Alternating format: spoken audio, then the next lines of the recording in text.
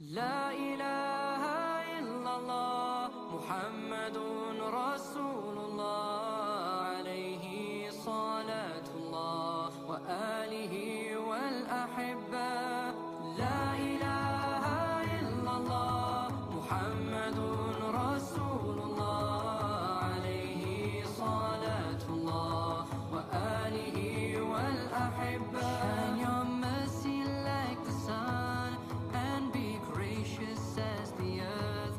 Let your kindness come like rain that cares not whom it falls upon. And let ocean deep your wisdom be, your heart a lantern spreading peace.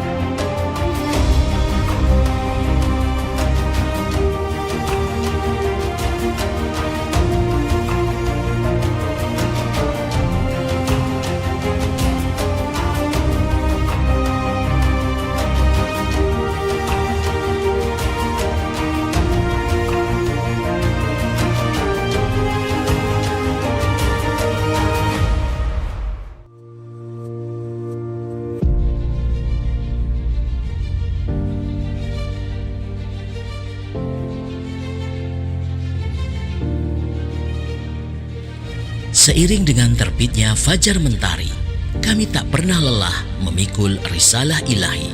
Kami jelajahi Nusantara, mengetuk pintu-pintu masjid, membersamai para jamaah Jum'ah, menyibak segala peristiwa yang syarat dengan polusi kemunafikan yang beredar telanjang bulat di depan mata.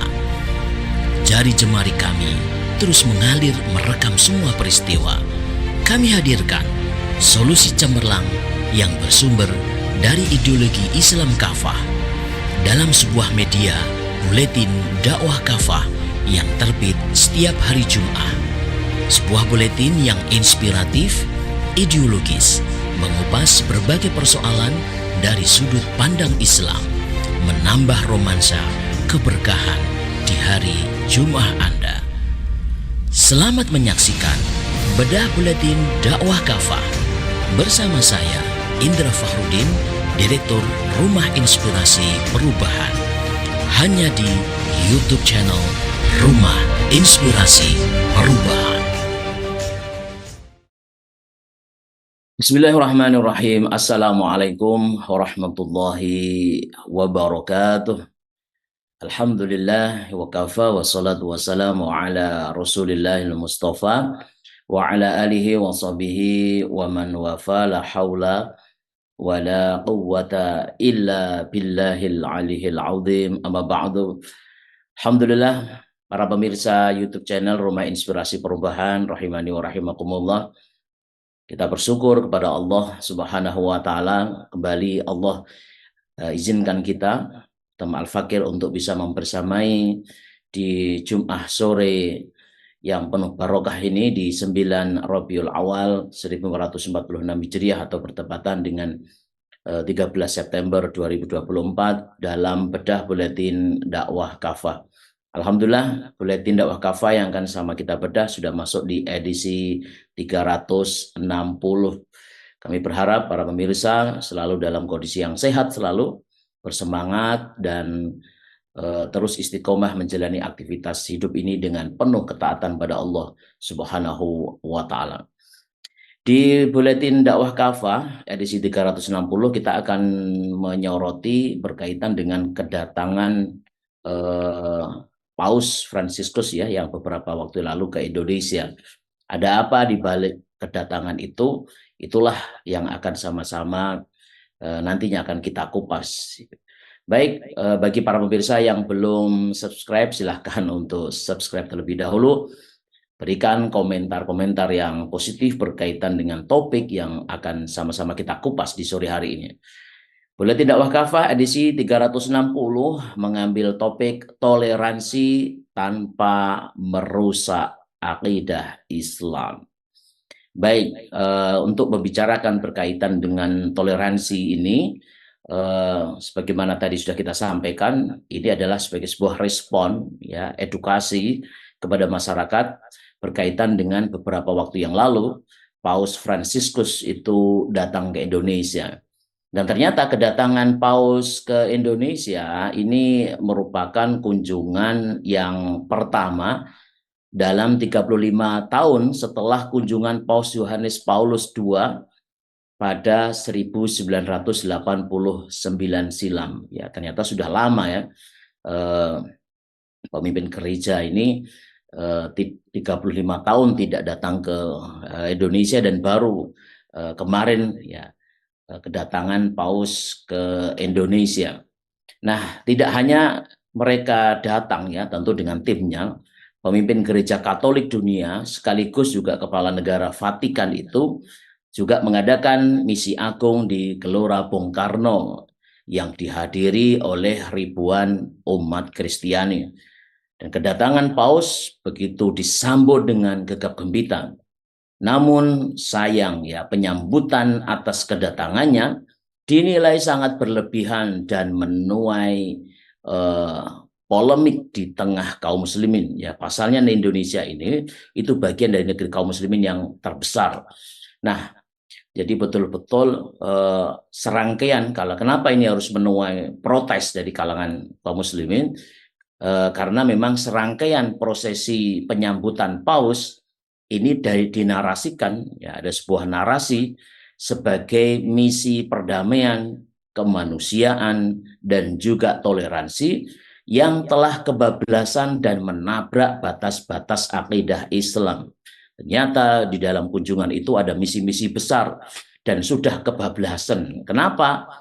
Karena polemik itu kita lihat berawal dari surat yang dilayangkan oleh panitia kunjungan Paus Fransiskus tertanggal 9 Agustus 2024 kepada Kementerian Agama terkait permohonan dukungan kunjungan Paus Fransiskus ke Indonesia berkisar 3-6 September 2024. Nah, sebagai tindak lanjut dari surat tersebut yang ditujukan kepada Kementerian Agama, bersurat akhirnya sebagai tidak lanjut surat tersebut dari Fransiskus, maka Kementerian Agama melayangkan surat kepada Kementerian Komunikasi dan Informatika, Kemenkominfo, tertanggal 1 September 2024 ya.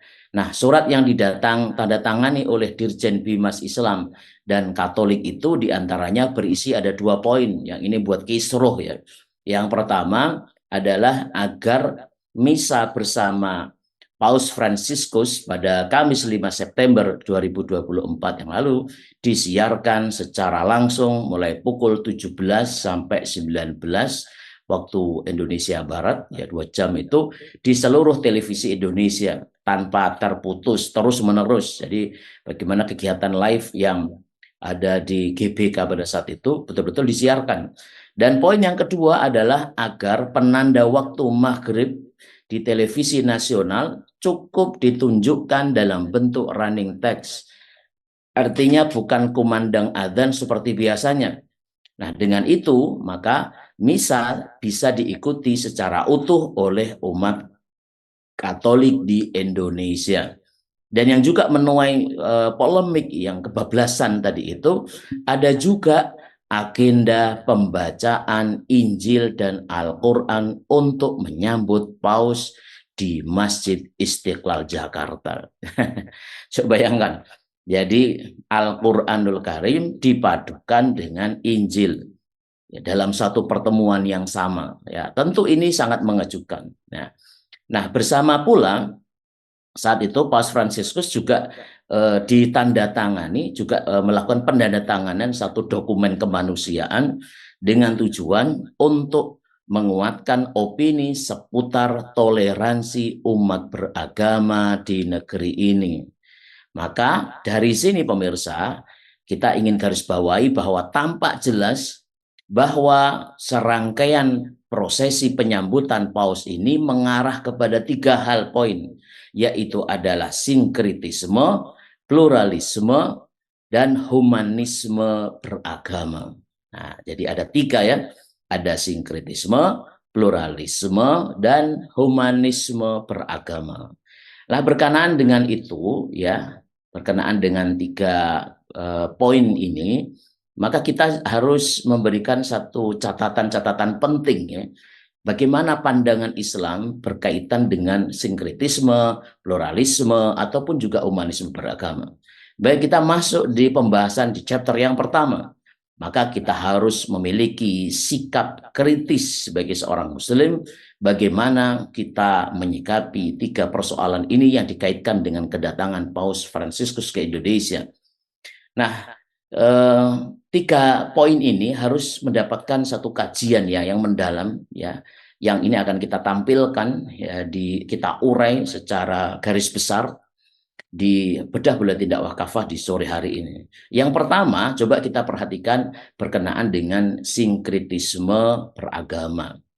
Ini sekaligus memberikan pengetahuan apa sih sebenarnya disebut dengan sinkritisme beragama itu. Nah, sinkritisme beragama ini, pemirsa, bermakna adalah mencampur adukkan ajaran agama-agama. Jadi agama dicampur adukkan, jadi mix menjadi satu. Termasuk mencampur adukkan ajaran agama Islam dengan ajaran agama-agama yang lain.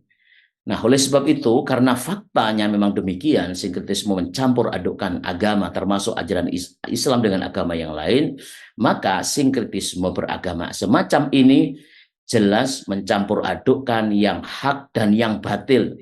Dan yang demikian ini nyata-nyata terlarang di dalam Islam. Allah Subhanahu wa taala berfirman di dalam surah Al-Baqarah ayat yang ke-42, wala talbisul haqqa bil batili wa taqtumul haqqa wa antum ta'lamun. Janganlah kalian mencampur adukkan yang hak dan yang batil, dan jangan pula kalian menyembunyikan yang hak itu sedangkan kalian mengetahuinya. Maka seharusnya pemirsa, dari ayat ini sangat jelas bahwa sinkritisme itu mencampur adukkan yang hak dan yang batil. Ini betul-betul dilarang, diharamkan oleh Islam. Al-Quran tadi sudah sangat jelas bahwa kita tidak boleh untuk mencampur adukkan yang hak dan yang batil antara Islam dengan kekafiran, kekufuran. Dan sikap yang harus diambil yang Allah Subhanahu wa taala tunjukkan di dalam ayat ini, janganlah kita menyembunyikan yang hak. Maka ketika terjadi pertemuan kemarin dan juga bahkan disambut oleh imam besar ya Masjid Istiqlal dan juga tokoh-tokoh Islam yang juga diundang dalam pertemuan itu, justru mereka tidak menampilkan Islam, menyembunyikan Islam ya, padahal mereka mengetahuinya. Jadi pas sekali apa yang difirmankan oleh Allah Subhanahu wa taala dalam surah Al-Baqarah 42 ini. Baik, itu poin pertama pemirsa berkenaan dengan sinkretisme. Yang kedua adalah pluralisme beragama. Nah, pluralisme agama ini adalah paham yang mengajarkan bahwa semua agama ini adalah sama. Karena itu, kebenaran setiap agama dalam pandangan orang pluralis adalah relatif. Kebenaran setiap agama relatif. Maka apa konsekuensi dari pandangan pluralisme itu ketika dia sudah masuk dalam ruang berpikir seseorang? Maka konsekuensinya setiap pemeluk agama ini tidak boleh mengklaim bahwa agama atau hanya agamanya saja yang benar, sedangkan agama yang lain itu salah. Nah, pluralisme agama ini juga mengajarkan bahwa semua pemeluk agama akan masuk dan hidup berdampingan di surga. Semuanya akan masuk surga. Tidak ada agama yang benar, tidak boleh mengatakan agama ya satu paling benar dan yang lain salah. Itu adalah konsekuensinya. Maka dalam konteks ini pemirsa, dalam konteks pluralisme agama ini, kita memberikan setidaknya 4 ya kritik ya terhadap pluralisme agama ini. Ada 4 kritik terhadap pluralisme beragama ini. Baik, mari disimak yang baik. Yang pertama adalah kita lihat dari aspek normatif. Dan secara normatif pluralisme agama bertentangan sekali lagi secara total dengan akidah Islam. Ya, dalam hal ini salah satu di antaranya Allah Subhanahu wa taala berfirman ya di dalam surah Ali Imran ayat 19. Inna dina 'indallahil Islamu wa makhtalafa alladhina utul kitaba illa min ba'di ma ja'ahumul ilmu baghyan bainahum wa may yakfur bi ayatillahi fa innallaha sari'ul hisab. Masya Allah. Dengan jelas inna dina 'indallahil Islam. Sungguh agama yang ada di sisi Allah, yang diridai di sisi Allah hanyalah Islam. Tidaklah berselisih orang-orang yang telah diberi Alkitab kecuali sesudah datang pengetahuan kepada mereka karena kedengkian yang ada di antara mereka. Dan siapa saja yang kafir terhadap ayat Allah, sungguh Allah sangat cepat hisabnya. Jadi pluralisme bertentangan salah satunya dengan surah Ali Imran ayat 19. Begitu juga kalau kita lihat di ayat berikutnya masih dalam surah yang sama, surah Ali Imran ayat 85. Dengan tegas Allah Subhanahu wa taala berfirman, "Wa may yabtaghi ghairal islami dinan falyuqbala minhu wa huwa fil akhirati minal khasirin." Siapa saja yang mencari agama selain Islam, maka sekali-kali ya selama-lamanya dia tidak akan diterima oleh Allah, dan di akhirat dia termasuk orang-orang yang rugi ya. Maka dengan alasan itu ya, alasan pluralisme itu wajar ya pemirsa, jika pluralisme agama yang sudah jelas bertentangan dengan Al-Quran tadi itu, wajar jika pluralisme agama tadi itu difatwakan haram oleh Majelis Ulama di Indonesia dalam Munas ke-7 Majelis Ulama Indonesia tahun 2005.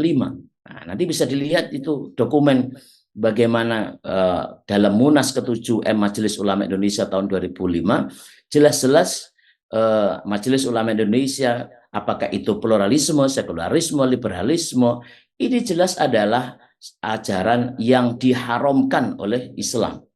Ya, dan umat Islam haram untuk mengambilnya karena bertentangan dengan ajaran Islam. Jadi sangat jelas. Maka kita berharap juga Majelis Ulama betul-betul terus mengawal akidah umat ini jangan sampai terkena oleh virus-virus yang merusak akidah kaum muslimin. Baik, itu kritik yang pertama terkait dengan pluralisme agama. Yang kedua adalah dari sisi orisinalitas. Jadi dari sisi aspek orisinalitasnya. Nah, kalau kita lihat pemirsa, asal-usul paham pluralisme bukanlah dari umat Islam, tetapi dari orang-orang Barat yang mengalami trauma, konflik, dan perang antara Katolik dan Protestan juga Ortodok. Sebenarnya gagasan-gagasan yang bertentangan dengan Islam ini muncul sekali lagi bukan dalam rahim umat Islam, dalam atmosfer umat Islam. Termasuk juga kalau kita lihat sekularisme, ya termasuk juga demokrasi pun itu sebenarnya tidak lahir dari kaum muslimin. Tapi karena kelemahan kaum muslimin, ya ini kita mengambilnya. Sekali lagi, secara benar ini tidak orisinal dari kaum muslimin, ya. Atau kita bilang ini adalah transnasional. Nah, kalau beberapa yang lalu kalau ada ideologi transnasional itu seakan-akan buruk. Padahal di zaman sekarang ini ya ideologi yang justru dipakai dalam kontestasi politik demokrasi ini sebenarnya bukan orisinil dari negeri ini. Berarti juga termasuk transnasional. Maka ukuran untuk menentukan benar salah bukan masalah ini adalah betul-betul lahir dari negeri kita ataupun juga di luar negeri kita, tapi adalah ukurannya bagi seorang muslim ini sesuai enggak dengan akidah Islam. Ya. Baik, itu dari sisi kritik yang kedua, dari sisi betul-betul orisinal atau tidak. Ternyata tidak orisinal, ya. Yang ketiga adalah aspek inkonsistensi gereja. Ada apa dengan poin yang ketiga ini? Nah, ternyata andai kata hasil Konsili Vatikan kedua diamalkan secara konsisten, tentu gereja ini harus menganggap agama Islam itu juga benar. Karena dalam Konsili Vatikan ditemukan seperti itu.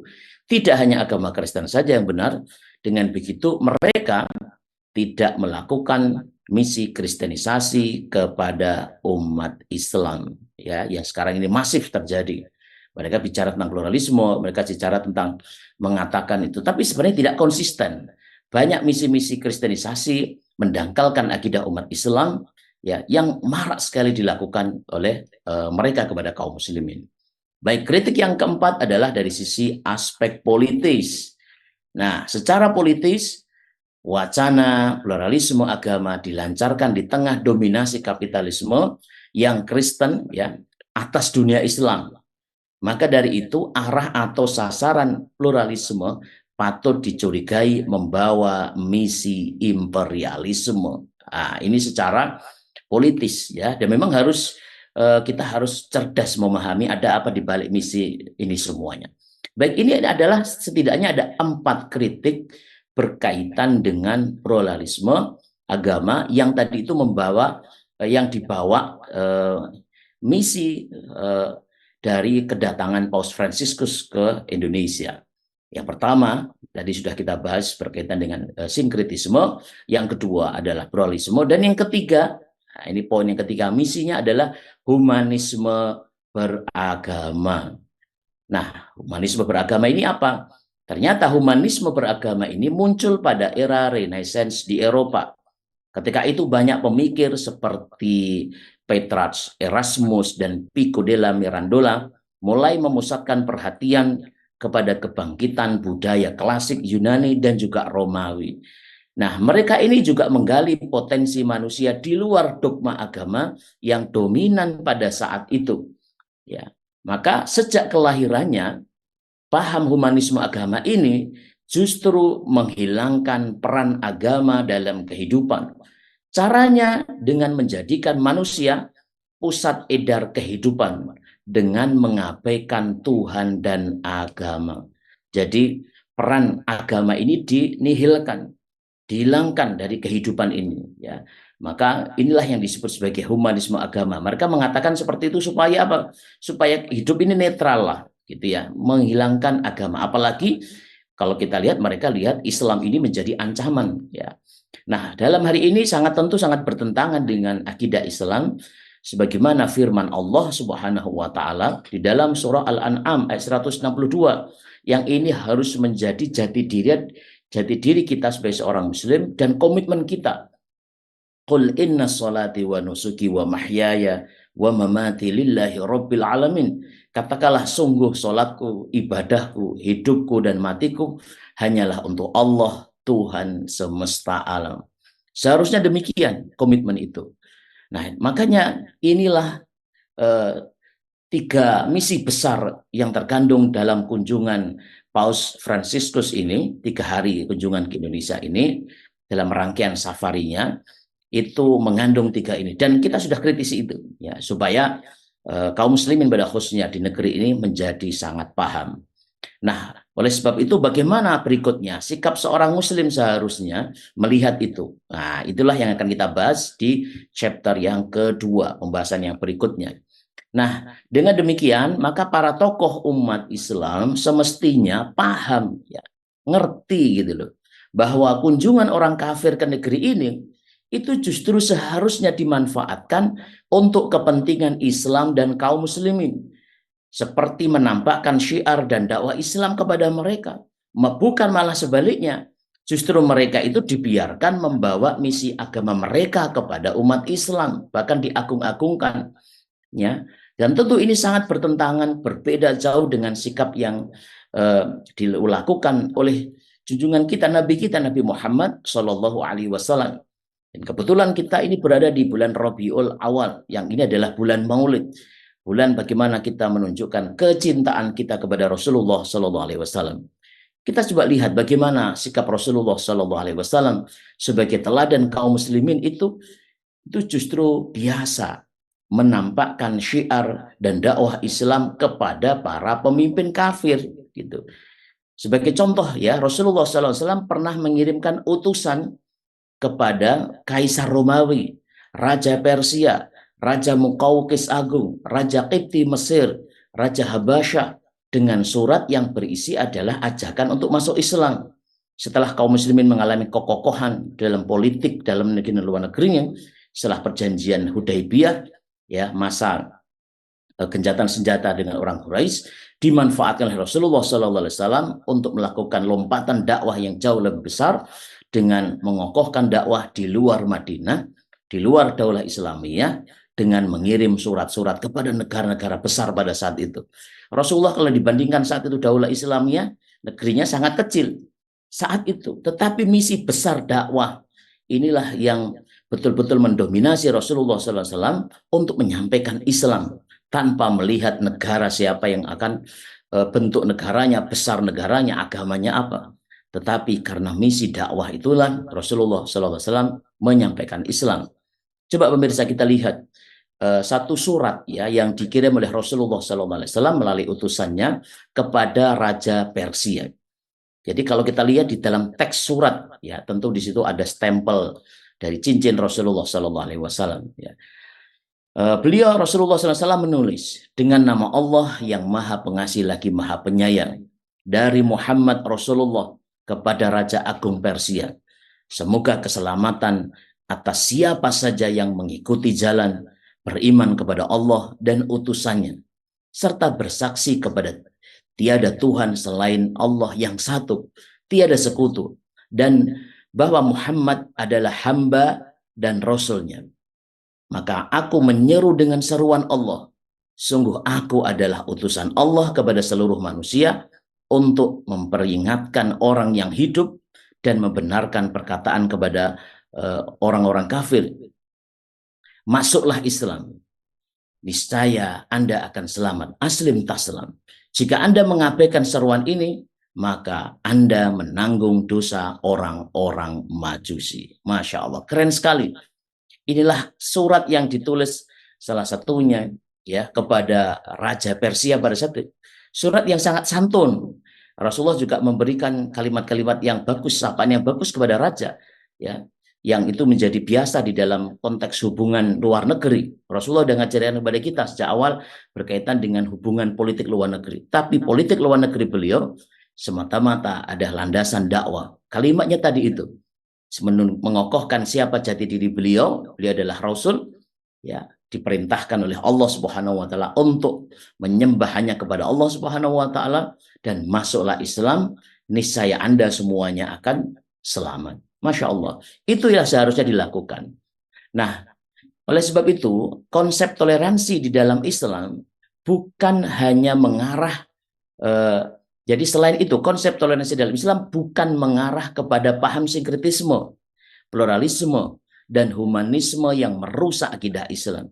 Tetapi toleransi dalam Islam ini adalah membiarkan ya serta tidak mengganggu ibadah dan juga kepercayaan agama yang lain. Hal ini digambarkan dengan jelas dalam firman Allah Subhanahu wa taala dalam surah Al-Kafirun ayat 1 sampai 6. Ya, Qul ya ayyuhal kafirun la a'budu ma ta'budun wa la antum 'abiduna ma a'bud wa la ana 'abidum ma 'abadtum wa la antum 'abiduna ma a'bud lakum dinukum waliyadin. Masa kita lupa dengan ayat ini ya? Surah Al-Kafirun ini ditujukan pada orang kafir pada saat itu. Hai orang-orang kafir, aku tidak akan menyembah apa yang kalian sembah. Kalian juga bukan penyembah Tuhan yang aku sembah. Dan aku tidak pernah menyembah apa yang kalian sembah. Kalian pun juga tidak akan pernah menjadi penyembah Tuhan yang aku sembah. Maka jelas garis demarkasinya. Lakum dinukum waliyadin. Untuk kalian agama kalian dan untukku agamaku. Inilah toleransi yang diajarkan oleh Islam. Nah, maka juga secara historis praktik pertama toleransi beragama ini dijalankan oleh Rasulullah SAW di dalam naungan negara Islam di Madinah Al-Munawwarah dengan sangat indahnya. Selanjutnya, praktek toleransi di dalam Islam ini juga terwujud indah dalam peradaban Islam di bawah naungan khilafah Islam sepanjang sejarahnya. Misalnya di Mesir, umat Islam dan Kristen hidup rukun ratusan tahun sejak masa Khulafaur Rasyidin. Di India juga demikian, sepanjang kekhalifahan Bani Umayyah, Abbasiyah dan Utsmaniyah, Muslim dan Hindu hidup rukun selama ratusan tahun. Toleransi dalam Islam juga terbangun indah pada masa kekhilafahan Islam di Spanyol. Bahkan luar biasa, di Spanyol itu lebih dari 800 tahun pemeluk Islam, Yahudi dan Kristen hidup berdampingan dengan tenang dan damai. Spanyol, the three religion. Spanyol 3 agama, 8 abad lamanya dalam naungan Islam hidup berdampingan dengan tenang dan damai. Nah, maka keindahan praktek toleransi di dalam Islam ini memang sejalan dengan misi pengutusan Rasulullah SAW kepada seluruh manusia, yaitu untuk menebarkan rahmat bagi seluruh alam. Dan itu sudah sangat jelas, tegas difirmankan oleh Allah Subhanahu wa taala di dalam surah Al-Anbiya ayat 107. Wa ma arsalnaka illa rahmatan lil alamin. Tidaklah kami mengutus kamu Muhammad melainkan untuk menjadi rahmat bagi setiap alam. Rasulullah SAW diutus oleh Allah membawa Islam ini, fungsinya apa? Fungsinya untuk membawa rahmat bagi seluruh alam. Ya, jadi sangat jelas tidak ada konsep yang negatif bagi dunia ini dari Islam, tidak ada. Tidak ada dalam catatan sejarah Islam ini sebagai penjajah imperialisme, sekali tidak ada. Dan Islam justru mengajarkan kepada dunia bagaimana toleransi yang sebenarnya. Dan konsep ini sebenarnya konsep yang sebenarnya diakui dan justru sebenarnya diterima oleh semua agama. Bukan toleransi yang tadi itu, sinkretisme, ya, pluralisme, dan juga humanisme yang justru menihilkan agama. Konteks ini adalah Islam. Maka kaum muslimin, ya sudah selayaknya kalau kita sudah paham seperti itu, maka kita harus terus berdakwah demi tegaknya syariah Islam, tentu di dalam naungan khilafah Islam. Sebabnya sudah terbukti bahwa hanya khilafah Islamlah melalui penegakan syariah secara kafah dan misi dakwahnya yang betul-betul alamin, yang universal, yang mampu mewujudkan toleransi yang hakiki, sekaligus menebarkan rahmat bagi seluruh manusia, bahkan seluruh semesta alam. Masya Allah. Yang terakhir, di dalam lembar hikmah Buletin Dakwah Kafah edisi 360 ini, kita diingatkan oleh firman Allah di dalam surah Al-Fussilat, surah yang ke-41 ayat 33, وَمَنْ أَحْسَنُ قَوْلًا مِمَّنْ دَعَا إِلَى اللَّهِ وَعَمِلَ صَالِحًا وَقَالَ إِنَّنِي مِنَ الْمُسْلِمِينَ. Siapakah yang lebih baik perkataannya daripada orang yang mengajak kepada agama Allah, mengerjakan amal soleh, dan berkata, sungguh aku termasuk orang-orang yang berserah diri. Maka inilah yang seharusnya dilakukan oleh kaum muslimin, khususnya adalah para pemuka-pemuka agama, bahkan penguasa kaum muslimin. Bukan justru mereka itu merendahkan diri di hadapan orang kafir, justru memberikan ruang gerak untuk syiar-syiar agama mereka. Baik, ini adalah konsep yang sangat tegas, yang sangat jelas, dengan sangat indah sekali bagaimana konsep toleransi di dalam Islam tanpa merusak akidah Islam. Baik, marilah sejenak kita ikuti jeda berikut ini.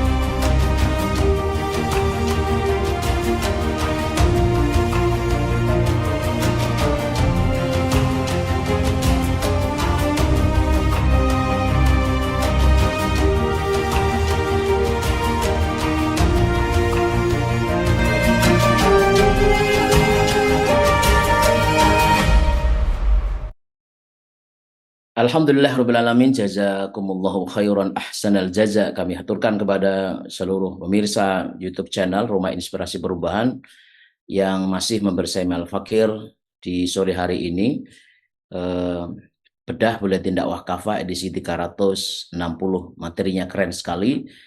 Jangan lupa materi Buletin Dakwah Kafah ini di-share ya, luas ya, karena materi ini buletin yang tertulis dalam Buletin Dakwah Kafah yang terbit setiap Jumat ini betul-betul memberikan satu pencerahan dan di mana kita meletakkan toleransi itu ya dalam konteks akidah Islam, toleransi yang tidak kebablasan ya. Dan maka kita harus percaya diri sebagai umat Islam, sebagai umatnya Rasulullah SAW.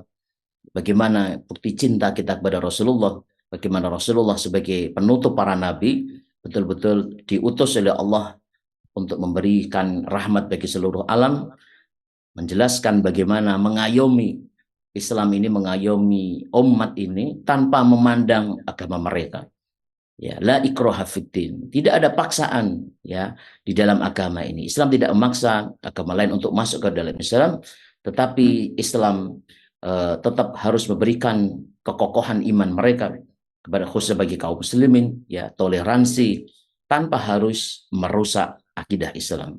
Semoga edisi Buletin Dakwah Kafah edisi 360 ini memberikan manfaat bagi kita semuanya. Jangan lupa berikan komentar yang positif dan juga di-share agar umat ini memberikan paham dengan apa yang kita sampaikan, dan panjenengan semuanya juga insya Allah mendapatkan pahala jariah dari amal panjenengan men-share ya apa yang sudah Al-Fakir sampaikan di edisi sore hari ini. Mohon maaf apabila ada hal-hal yang kurang berkenan. Semoga Allah Subhanahu wa taala mempertemukan kita di Jumat sore yang akan datang dalam keadaan yang lebih baik. Subhanakallahumma bihamdika asyhadu an la ilaha illa anta astaghfiruka wa atubu ilaik. Wassalamualaikum warahmatullahi wabarakatuh.